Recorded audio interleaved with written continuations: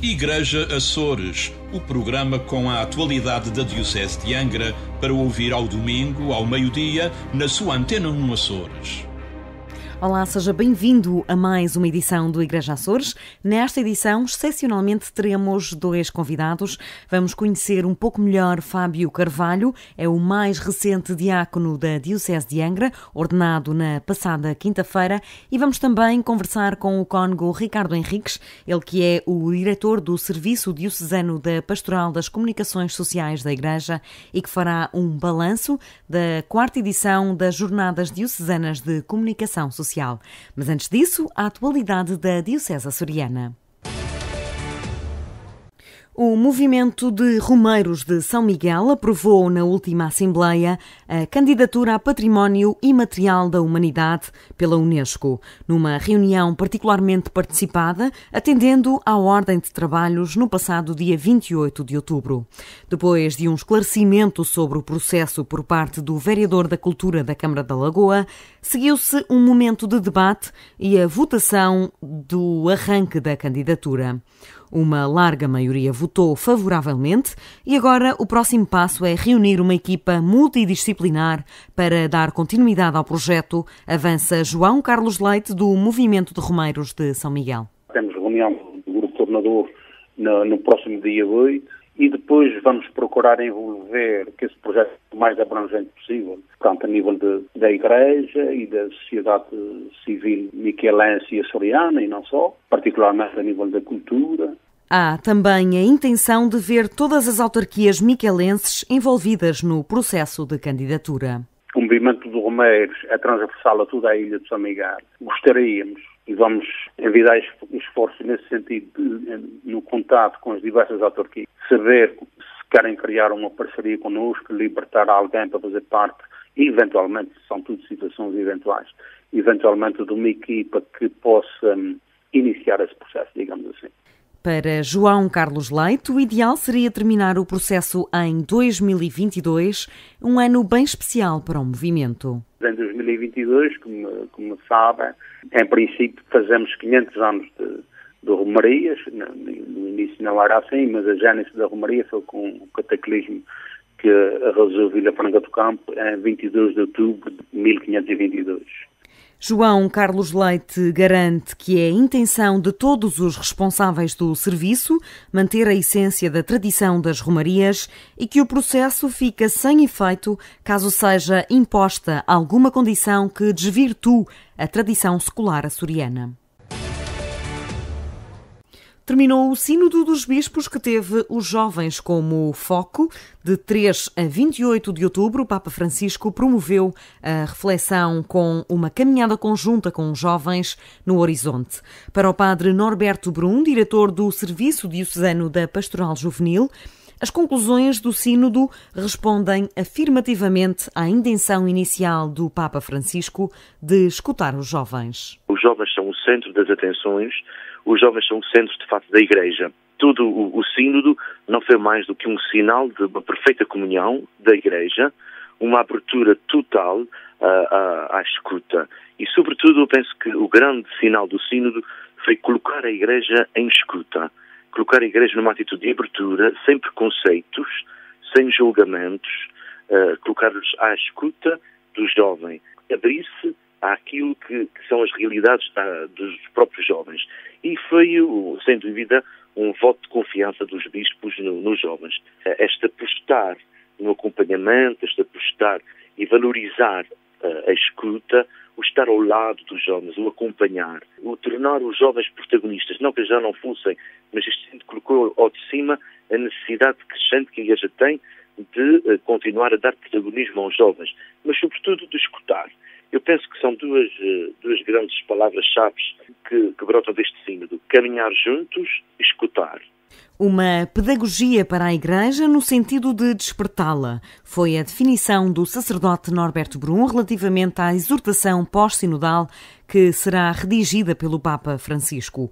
O responsável pela Pastoral Juvenil destacou a dimensão mundial que este sínodo alcançou. Este tempo de sínodo realmente, como dizia, foi sinal, foi sinodalidade, porque a sinodalidade não aconteceu só em Roma, não foi só lá com os bispos dos 4 continentes, com os jovens que estiveram presentes, com todas as pessoas que participaram no sínodo. O sínodo, de fato, em Roma, no Vaticano, foi uma expressão da sinodalidade da Igreja. Uma Igreja que é una, que respira esta diversidade de culturas, esta diversidade de nações, de línguas, de pensares, mas também colocamos em nós todos em sínodo, em unidade. E, de facto, na nossa diocese respirou-se um pouco esta sinodalidade. Para já também em todo o caminho que foi percorrido até chegar ao sínodo, e de facto aqui na nossa diocese culminou com o Congresso de Jovens. Aliás, é uma das apostas do próprio sínodo, quando ele pede que haja encontros, que haja congressos, que haja assembleias, grandes encontros ao nível da juventude. E de facto parece que nós fomos um bocadinho assim à frente, na medida em que fizemos também o nosso congresso. Recorde-se que a Diocese de Angra uniu-se em oração pelo Sínodo entre 13 e 28 de novembro. Todos os dias, em alguma parte da Diocese, houve um momento de oração pela relação da Igreja com os jovens. O movimento da Mensagem de Fátima arranca o ano pastoral com um encontro formativo no próximo dia 10 de novembro. Nelson Gonçalves, responsável pelo movimento, garante que o encontro é de entrada livre. Todas as pessoas estão convidadas, de uma forma especial os mensageiros da Mensagem de Fátima, mas não é exclusivo para eles. Todas as pessoas que queiram participar, que tenham algum interesse em aprofundar a sua fé ou o seu conhecimento sobre a Mensagem de Fátima são bem-vindos. O encontro conta com a participação de elementos do Secretariado Nacional do Movimento. Com o tema A Mensagem de Fátima, Dom e Monte de Luz, tempo de graça por peregrinar em igreja, orientado pelo Padre Francisco Pereira, que é o diretor espiritual do setor jovem do Movimento da Mensagem de Fátima. Será um encontro de formação, levará o dia todo. E depois temos outros pontos de formação, nomeadamente dirigido aos pequenos mensageiros e aos jovens. Da parte da tarde, então, abranger todas as outras áreas de pastoral do Movimento da Mensagem de Fátima, que é principalmente os doentes, a parte das peregrinações e a oração. Também estará presente o Ricardo Raimundo, que é o responsável pela zona centro do sector jovem do Movimento da Mensagem de Fátima, o Luís Reis, que é representante do Secretariado Nacional do Movimento e também responsável do sector jovem, e a Cátia Inês, que é responsável da zona centro pelo sector infantil do Movimento da Mensagem de Fátima. O encontro terá lugar no Centro Social de São Bento, em Angra do Heroísmo, e arranca pelas 9 horas do dia 10 de novembro. As Jornadas Diocesanas de Catequistas decorreram de 26 a 28 de outubro em Fátima e tiveram como tema Ser Catequista Hoje, as dimensões da formação. A Diocese de Angra foi representada por 152 catequistas de 6 das 9 ilhas da Diocese e, segundo o padre Jacob Vasconcelos, diretor do Serviço Diocesano da Catequese, Evangelização e Missões, foi mais um encontro muito produtivo à semelhança dos anos anteriores. Pareceu-me que todos beberam e aproveitaram daquilo que foi transmitido, de tal forma que vieram motivados para também contagiarem aqueles que não puderam ir pelas mais diversas razões. Este ano a temática das jornadas andou à volta das questões da formação dos catequistas. Tivemos a oportunidade de ouvir a exemplificação de um tema do novo curso de iniciação. Por isso todos puderam formar-se, puderam abrir novos horizontes, na certeza de que quanto mais formados, melhor poderemos servir a Igreja. O vasto programa do Encontro Nacional contou com a colaboração dos catequistas da Diocese de Angra. Na sexta-feira houve, além de um momento de oração inicial e de boas-vindas, uma conferência pelo Sr. Dom António Moiteiro, que é Bispo de Aveiro, o Presidente da Comissão Episcopal da Educação Cristã e Doutrina da Fé. Seguiu-se um momento de completas, da oração da noite, que foi orientada, tal como toda a liturgia, pela nossa Diocese de Angra, que foi convidada para o efeito. No sábado de manhã, temos a celebração da Eucaristia, depois uma conferência sobre a mistagogia, a cargo do Padre Joaquim Ganhão, da Diocese de Santarém.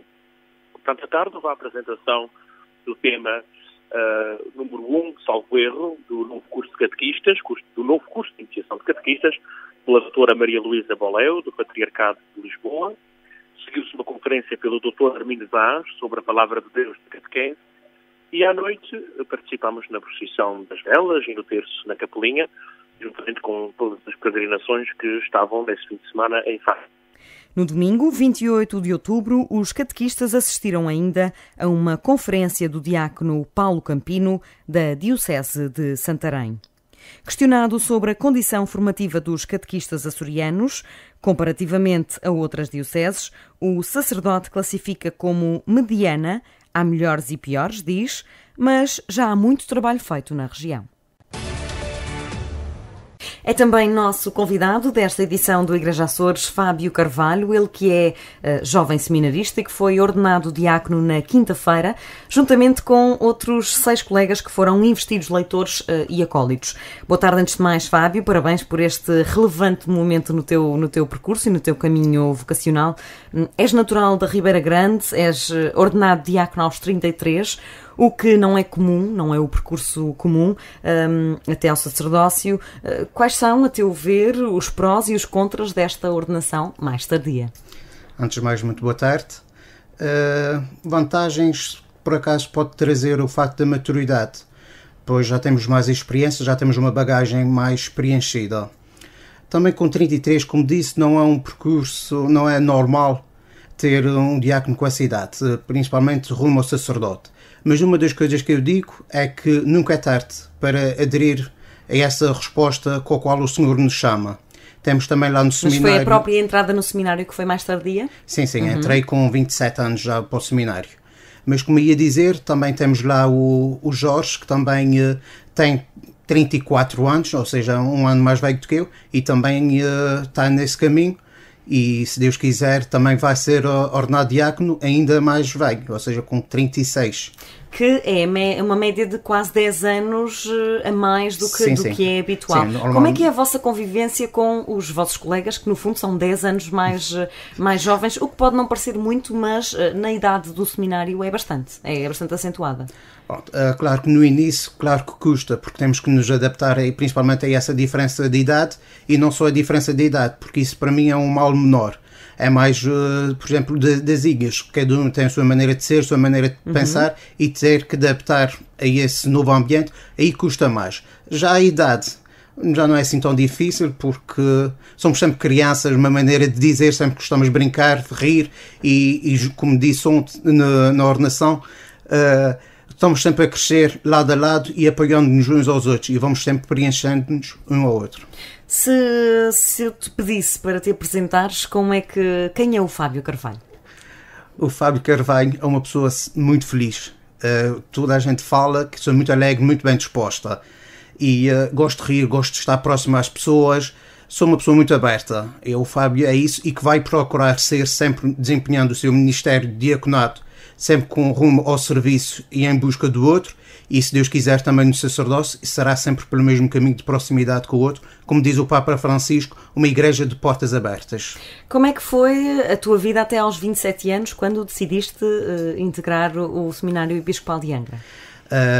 Fui para... Por onde é que andavas? Qual era o teu caminho? Sim, eu estava a trabalhar em serralheiro de alumínio já há 10 anos. Mas não sentia que aquilo, fosse um emprego ideal. Por isso também aproveitei enquanto trabalhava e estive a estudar à noite a tirar o 12º. Fiz como trabalhador e estudante até aos 26 anos, e só aos 26, então, como decidi vir para o seminário, então entreguei a minha demissão e entrei para o seminário. Isso também te dá outra bagagem, se calhar tens uma vida um bocadinho mais madura, e ao ter passado pelo mercado de trabalho, digamos assim, isso te dá-te, se calhar, outro tipo de bagagem. Sim, dá sempre outra maneira de olhar à vida, porque já mostra o esforço que a gente tem, e principalmente para os leigos e para os fiéis que eu vou ter daqui a dias, se Deus quiser, será uma maneira de olhar diferente para eles, saber o trabalho e o esforço que eles têm para poder se dedicar à sua família e poder se sustentar também. Como é que foi o dia da sua ordenação diaconal? Até a ordenação foi um dia com muito nervos. Não é normal encontrar-me nervoso, porque eu gosto sempre de disfarçar, não gosto de mostrar essa parte fraca de mim. Mas foi muito feliz, ainda por cima com a família que veio, os afilhados, tios, pais, foi muito feliz. E depois os amigos, os colegas sempre preenchem o dia. Que palavras é que lhe dirigiu o Bispo Dom João que o tenham marcado? Dom João, as felicitações, claro que sempre marca, e o que marcou também foi o facto dele depois dizer que estava aceito já na ordem dos diaconatos rumo ao sacerdócio, que marca sempre que é o nosso passo maior rumo ao sacerdócio. É a frase da esperança, não é? Sim. É a frase que vos deixa com um sorriso de orelha a orelha. Sim, que já mostra que já estamos perto da meta, que é o sacerdócio. Que desafios o esperam nestes próximos meses enquanto diácono e até à sua ordenação sacerdotal? Desafios vamos ter muitos, porque esse tempo de diaconado vai ser um tempo também para me adaptar depois para o sacerdócio. E onde é que vai estar? Vou estar a colaborar na Ribeirinha, na São Pedro, Santa Amaro e Ladeira Grande. Portanto, o trabalho não vai faltar. Não, o trabalho não falta, graças a Deus. Vai ter muitas paróquias para servir. Sim, sim. Já começou a conhecer estas paróquias? Sim, já estou a trabalhar na Ribeirinha há um ano, por isso já conheço. Já conheço os cantos à casa, não é? O que é que os cristãos açorianos podem esperar do seu ministério, agora enquanto diácono? Proximidade acima de tudo. Fábio, desejos para estes próximos meses? Desejos para os próximos meses. Abertura e alegria, boa disposição acima de tudo. Obrigada, Fábio, por estares connosco neste espaço de rádio. Também nesta edição conversaremos com o cônego Ricardo Henriques para um balanço sobre as 4ª Jornadas Diocesanas de Comunicação Social. Nesta edição do Igreja Açores vamos fazer um balanço das Jornadas Diocesanas da Comunicação Social que, na sua 4ª edição, tiveram lugar em Ponta Delgada, no Centro Pastoral Pio XII, no passado dia 26 de outubro. É nosso convidado desta edição, o diretor do Serviço Diocesano das Comunicações Sociais da Igreja, cônego Ricardo Henriques. Antes de mais, boa tarde, obrigada por estar connosco nesta edição. Boa tarde, Tatiana. Boa tarde. Que momentos destaca desta 4ª edição das Jornadas Diocesanas?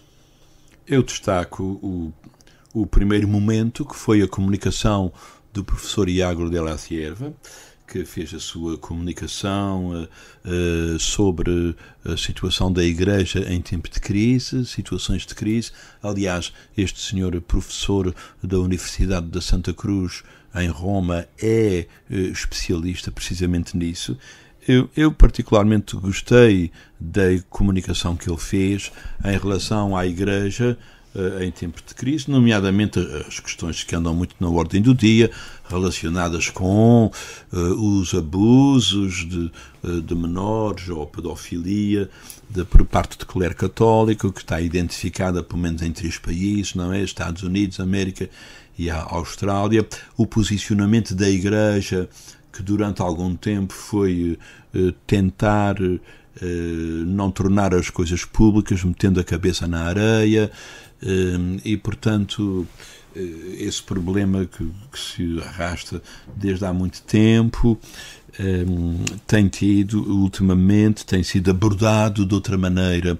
Ultimamente o professor salientou muito a importância da Igreja de enfrentar todas as situações difíceis, em primeiro lugar com verdade. Quer dizer, não esconder as situações, mas enfrentá-las na sua crueza. Esse facto, como ele disse, por mais duro, por mais difícil que seja, é sempre libertador. É sempre um modo de começar a resolver o problema, é admitir que ele existe. É como quando uma pessoa está doente, não é? Para se curar, a primeira coisa tem que admitir que está doente, porque se ela disser que está sempre bem, não vai tomar os medicamentos adequados. E, evidentemente, aqui é a mesma coisa. Portanto, essa abordagem desse problema a partir da realidade como ela existe. Depois, também gostei muito da comunicação dele, também no que diz respeito há o caminho, como ele chamou, o caminho de conversão que a Igreja está a fazer. Ou seja, este enfrentar a verdade da Igreja, nomeadamente nesses países onde isso é muito difícil, certamente, o empreender um caminho, digamos, de cura, isto é, de aproximação das pessoas que sofreram mais com isso, das vítimas, para tentar minimizar os efeitos nas pessoas, não é? Tudo isso é um bom caminho que a Igreja tem empreendido nos últimos tempos, sabendo, por outro lado, que estes problemas são gerais da sociedade. 98% dos problemas de pedofilia, ou melhor, 90% dos problemas de pedofilia acontecem no seio da família. Apesar deste problema ser gravíssimo na Igreja, talvez mesmo por ser Igreja é mais grave, mas é grave na sociedade toda. Evidentemente que mais de 98% dos sacerdotes em todo o mundo nunca tiveram problemas nenhuns com crianças, evidentemente, mas há 1%, nem que fosse só um, não é? Por isso é a tolerância zero, como ele bem disse, e por conseguinte, esta visão que devemos ter dos factos deve ser sempre numa perspectiva, uma perspectiva libertadora, no sentido de perceber que a Igreja está a empreender um caminho de aproximação das pessoas. No fundo, é ir ao encontro daqueles que estão a sofrer, neste caso. A Igreja tem sabido comunicar ou nas últimas décadas só tem reagido? Portanto, rebentam as polémicas e a Igreja reage já na defensiva. Quer dizer, há uma certa ideia de que realmente a Igreja reage sempre na defensiva, mas eu penso que agora com este Papa isto mudou, na verdade, porque já não há este posicionamento defensivo, até porque ele é um dos principais que luta precisamente para enfrentar esta questão desde a raiz. Não para é? Limpar. Sim, para limpar este problema no seio da Igreja, tolerância zero. Quer dizer, só o facto mesmo de alguém saber, de toda a gente saber que um sacerdote que tenha um comportamento nessa linha, fica logo fora do exercício do seu ministério, quer dizer, não pode exercer o seu ministério. Esta medida radical é muito... Já foi aplicada. Já foi aplicada, sim. É muito salutar e ajuda realmente a enfrentar esta situação de crise na Igreja. Outra coisa seria estudar, e certamente há muita gente que o faz, quer dizer, o que é que está por detrás de alguém, padre ou pai de família, não é, que tem este tipo de comportamento para com as crianças. Será uma doença? Será um distúrbio psíquico e mental? Uma das coisas que eu achei interessante também foi a ideia de que são números também, que mais de metade das pessoas que abusam são pessoas que já foram abusadas. E não se sabe é porquê. Em termos psíquicos. Será uma vingança, ou até, aparentemente, pelo menos, haverá um objetivo positivo, no sentido de dizer, comigo fizeram mal, mas eu vou fazer bem. Não faço ideia de que é que possa estar por trás, mas foi um número também que me impressionou. Outra questão que também foi abordada na apresentação do professor Iago foi que, neste caso, por exemplo, se não se tratar de sacerdotes, as pessoas vão efetivamente fazer queixa à polícia. Mas quando se trata de sacerdotes, a queixa é feita normalmente só à Igreja. Quando o Papa Francisco, neste momento, pede às pessoas que façam queixa, porque é um crime público, é um crime do domínio público. E há muito essa falta de denúncia pública, porque acham que é a Igreja que tem que resolver isso. Não são os tribunais. Seja um sacerdote ou seja outra pessoa qualquer. Seja quem for, o sacerdote tenha por mais razão, dada a sua função e o peso que tem na vida da sociedade. Há muito esta ideia social de que a Igreja é que tem que resolver aquela questão, mas não, tem que ser um tribunal, tem que ser Evidentemente, não há dúvida nenhuma sobre isso. Público. E é isso mesmo que o Papa tem dito. nesse sentido, e até também há normas da Conferência Episcopal Portuguesa também quanto a esse assunto, para as pessoas saberem agir. Houve também, estiveram presentes os média regionais, vários, estiveram presentes neste encontro. Quais foram as dificuldades que os média regionais manifestaram relativamente à comunicação da Igreja nos Açores? Quer dizer, os médias regionais, até como regra, não tratam mal a Igreja. Não é? Porque a Igreja também faz parte, digamos assim, da nossa identidade açoriana. Não vemos que há uma rejeição das temáticas da Igreja na comunicação social açoriana. Pelo menos não se vê isso. A questão é saber se, para um órgão de comunicação social generalista, quer seja público, quer seja privado, a questão é saber, dizia eu, se, porventura, os acontecimentos da Igreja são realmente uma notícia ou não são notícia. Se os factos que dizem respeito à Igreja são necessariamente uma notícia. Eu penso que essa é a dificuldade maior, porque, dada a tensão, a competição que há mesmo entre os diversos órgãos de comunicação social, por vezes, só havendo algo de extraordinário, o valor notícia, um escândalo, é que a Igreja vem ao de cima, sobretudo nos médias regionais, nacionais. Nos regionais, talvez não seja assim tanto. Pelo menos é a ideia que eu tenho. Falaram também da questão de desmistificar a linguagem da Igreja para que o cidadão comum, e neste caso, às vezes até para o próprio jornalista, é difícil de compreender a mensagem que a Igreja quer passar. Essa foi a principal dificuldade manifestada pelos órgãos de comunicação social. Sim, pois quer dizer, a gente tem que ver que a comunicação da parte da Igreja e neste jornalismo de proximidade, eu penso que é muito importante procurar sempre as situações concretas pelas quais as pessoas passam, porque isso exprime a realidade e também exprime a realidade da Igreja. É claro que para falar da Igreja, das estruturas da Igreja e do que a Igreja faz, também é preciso ter algum conhecimento, não é?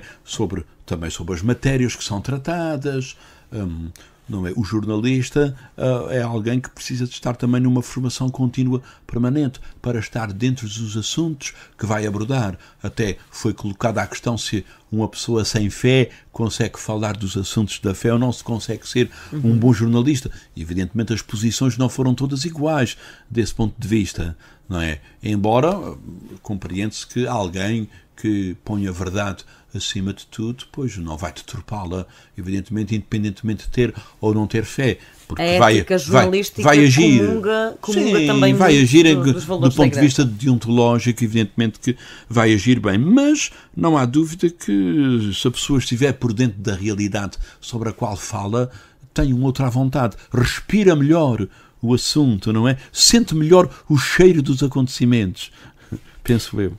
Agora, puxando um bocadinho a brasa à nossa sardinha, houve também espaço para o reconhecimento ao sítio Igreja Açores. Alguns dos oradores da comunicação social regional assumiu que o Igreja Açores já funciona um bocadinho como agência noticiosa e que frequentam o sítio da internet da Diocese para consultar as novidades. Eu penso que sim, apesar que fiquei também com a ideia de que um ou outro jornalista, não propriamente a nível regional, mas que não tinha muita ideia de que existia o Igreja Açores. Passou a seguir-nos a partir desse... Penso que sim, fica com essa ideia. Mas não há dúvida que o Igreja Açores funciona como uma agência de notícias e que fornece muita informação para todos aqueles que pretendem noticiar e abordar as temáticas religiosas, não há dúvida nenhuma. Iago de la Cierva, voltamos a ele, disse que a verdade é incómoda, mas que não pode ser omitida. No fundo, não foi isto que a Igreja fez durante várias décadas? A Igreja, quer dizer, quando se diz aqui a Igreja, os responsáveis, nomeadamente os bispos, pensavam que mudando muitas vezes um padre de um sítio para o outro que resolvia o problema. É preciso ver também que na altura muitas vezes não se tinha a noção da gravidade e não se tinha a noção não só da gravidade, mas de como esse problema era tão alastrado na comunidade. Como ainda hoje não se sabe bem o que é que está na origem, o que é que está na origem desse distúrbio, se é hereditário, se é adquirido, em rigor não se sabe. Mas claro que sim, durante muito tempo pensou-se que internamente era possível resolver cada caso a nível das dioceses, isso viu-se sobretudo nos Estados Unidos, de tal maneira que, como nós ouvimos, o Papa João Paulo II chamou vários bispos americanos e deu um murro na mesa e disse: vocês estão a destruir a minha igreja, isto não pode ser. De maneira que a partir daí, e já com os papas seguintes, nomeadamente o Bento XVI e agora com o Papa Francisco, a postura tem sido de enfrentar com toda a frontalidade. Papa Francisco, comunicador nato, ele, o próprio exemplo da comunicação na Igreja, ele está a comunicar estes escândalos ao expor e ao despir todos os casos e todas as acusações. Esta é a única forma possível de tratar este problema? Sim, tem que se enfrentar, não há dúvida nenhuma, tem que enfrentar com tolerância zero, quer dizer, não admitindo exceções, para cortar mesmo o mal pela raiz dentro da Igreja, como é evidente. E acha que isso está a conseguir recuperar a confiança na Igreja, no mundo? Uma vez que ela já empreendeu este caminho de cura, não é, de enfrentar a verdade e de aproximar-se daqueles que foram prejudicados, não é, para minorar as sequelas, minorar o máximo possível as sequelas. Tanto é que o Santo Padre já recebeu para os sítios onde vai muitas dessas vítimas. Penso que tudo isso tem sido um caminho muito positivo da Igreja na atualidade e é o único para recuperar a confiança. Jornalistas de inspiração cristã. E ainda sobre isso, se não se importa, é muito interessante também uma comunicação feita por este professor ao falar de um trabalho feito por uma jornalista, onde ela disse que neste momento os modos de controlo desta situação na América são tão apertados em colégios, em universidades, em escolas, onde estão sacerdotes, que o sítio mais seguro para uma criança estar neste momento na América é onde trabalham sacerdotes, precisamente porque os meios de controlo são muito rigorosos atualmente naquele país. E aqui nos Açores eu penso que os média, mesmo não sendo de inspiração cristã, eu penso que tratam bem o produto religioso, penso que sim, que é um produto bem apresentado aqui na nossa diocese, na nossa região, não temos problemas relativamente a isso. É claro que no continente, onde há uma feroz concorrência entre os média, nomeadamente televisões e jornais e mesmo rádios, é claro que o produto religioso não tem a preponderância que tem aqui, embora haja jornalistas com alguma apetência, com capacidade, com formação até para tratar o produto religioso e desse ponto de vista o tratamento penso que é bem feito, não é porque é feito com profissionalismo, sem dúvida, mas digamos assim no elencar digamos assim das notícias, evidente, no alinhamento das notícias, quer na rádio, quer na televisão, evidentemente que o produto religioso não tem primazia, evidentemente. A Diocese de Angra ainda beneficia do facto da região ser tão católica? Portanto, tem mais visibilidade por isso? Eu penso que sim. Comparativamente a outras dioceses do país. No fundo, os média regionais, digamos, vão ao encontro do que se passa com a maioria das pessoas e, claro, se reflete também, se é um espelho da identidade da sociedade. É claro que o ser católico faz parte da identidade da maioria dos açorianos, e desse ponto de vista há um bom tratamento. Sim, sim. Comunicar periferias, verdade e esperança, de uma forma sucinta, o que é que ficou deste encontro em Ponta Delgada e o que é que ficou para uma próxima edição? Eu penso que ficou a ideia de que a Igreja tem sempre muito para comunicar. A Igreja, mesmo das situações difíceis, como foi o caso que foi abordado nesta jornada, a Igreja tem sempre um caminho positivo, não é porque apresenta a sua identidade, porque tem sempre uma mensagem que é sempre atual, isso é importante, e eu penso que, desse ponto de vista, há sempre uma mensagem a transmitir. Isso ficou claro. Agora, também ficou claro que nós precisamos sempre de refletir sobre as situações humanas mais complexas, precisamos estar presentes nas situações humanas mais difíceis, quer dizer, para sermos o rosto daqueles que não têm voz, para sermos a voz daqueles que não têm voz, situações humanas que muitas vezes são difíceis e que por vezes, enfim, não pode não ser fácil. Vivemos num mundo que é um bocadinho adverso à própria Igreja, e a Igreja tem que fazer um esforço também para estar sempre presente. Isto a nível global, a nível nacional, a nível regional, não temos muita razão de queixa, para dizer a verdade. Cônego Ricardo Henriques, obrigada por ter estado connosco neste espaço de rádio. Nós regressamos na próxima semana com mais atualidade da Diocese e com mais um convidado especial. Muito obrigado. Igreja Açores, o programa com a atualidade da Diocese de Angra, para ouvir ao domingo, ao meio-dia, na sua Antena 1 Açores.